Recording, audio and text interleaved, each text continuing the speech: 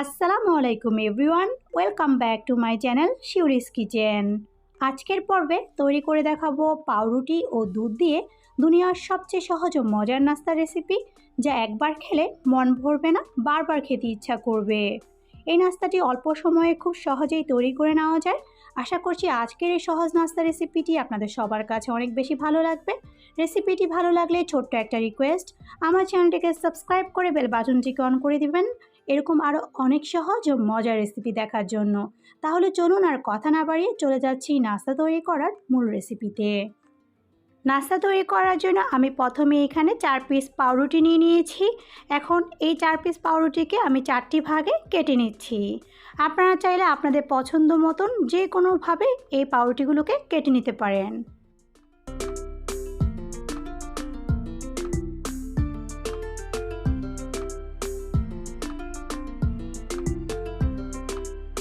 একটি বাটিতে 1/4 কাপ পরিমাণ হালকা কুসুম গরম দুধ নিয়ে এর মধ্যে 2 টেবিল চামচ পরিমাণ কাস্টার্ড পাউডার দিয়ে দিচ্ছি। এখন কাস্টার্ড পাউডারটাকে দুধের সাথে খুব ভালো করে মিশিয়ে নিব। মিশানো হয়ে গেলে আমি এখন এটাকে এক পাশে রেখে দিচ্ছি।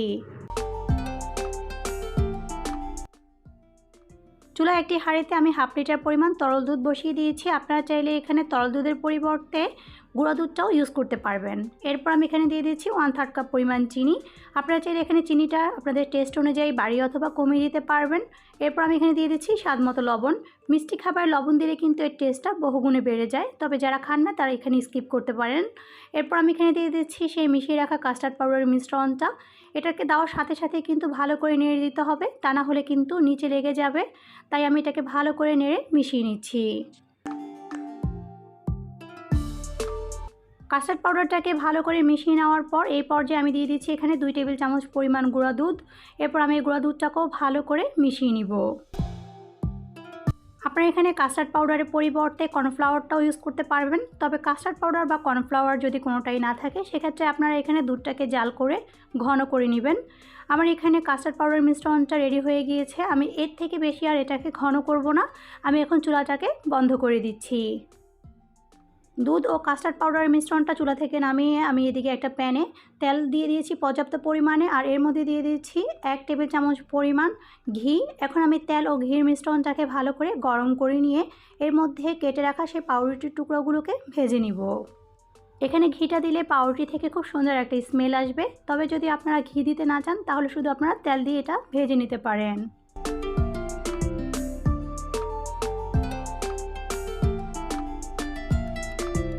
পাউরুটির টুকরোগুলোকে উল্টিয়ে পাল্টিয়ে আমি এখন গোল্ডেন কালার করে ভেজে নিব।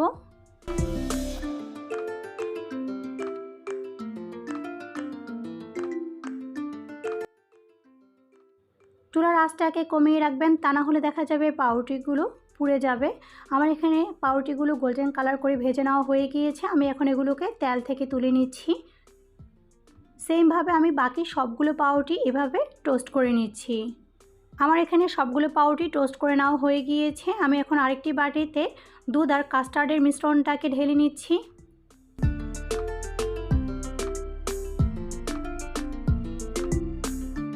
আমি এখন কাস্টার্ড ও দুধের মিশ্রণের মধ্যে ভেজে রাখা সেই পাউরুটির টুকরোগুলোকে দিয়ে দিচ্ছি।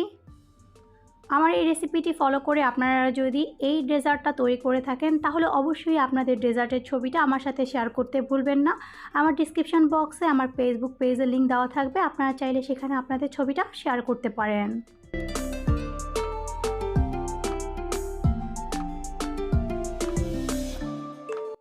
আমার এখানে পাউরুটির টুকরোগুলোকে ভিজিয়ে নেওয়া হয়ে গিয়েছে। আমি এখন উপরে কিছু কাঠবাদাম কুচি দিয়ে পরিবেশন করে দিচ্ছি। আপনারা চাইলে এখানে কাঠবাদাম কুচি বা পেস্তা বাদাম কুচি যে কোনো কিছু দিয়ে পরিবেশন করতে পারেন। এটা খুবই ভালো লাগে খেতে, আর এটা তো ঠান্ডা ঠান্ডা খেতে ভীষণ টেস্টি। অবশ্যই বাসায় এটাকে ঠান্ডা করে তারপর পরিবেশন করবেন, তাহলে কিন্তু এটা খেতে দারুণ লাগে। পরিবেশন করে দিচ্ছি অল্প সময়ে অল্প উপকরণের তৈরি দুনিয়ার সবচেয়ে সহজ ও মজার নাস্তার রেসিপি, যা একবার তৈরি করলে বারবার খেতে ইচ্ছা করবে। আশা করছি আজকের এই সহজ ডেজার্ট রেসিপিটি আপনাদের সবার কাছে অনেক বেশি ভালো লেগেছে। আর ভালো লেগে থাকলে অবশ্যই আমাকে কমেন্ট বক্সে জানাতে ভুলবেন না। আর আমার রেসিপিটি ভালো লেগে থাকলে অবশ্যই আপনাদের ফ্রেন্ডস ও ফ্যামিলির সাথে শেয়ার করবেন। আর আমার চ্যানেলটিকে সাবস্ক্রাইব করে বেল বাটনটিকে অন করে দিবেন এরকম আরও অনেক সহজ ও মজার রেসিপি দেখার জন্য। আজকের মতো তাহলে এখানেই বিদায় নিচ্ছি। সবাই ভালো থাকবেন, সুস্থ থাকবেন এবং শিউরিস কিচেনের সাথেই থাকবেন। আল্লাহ হাফেজ।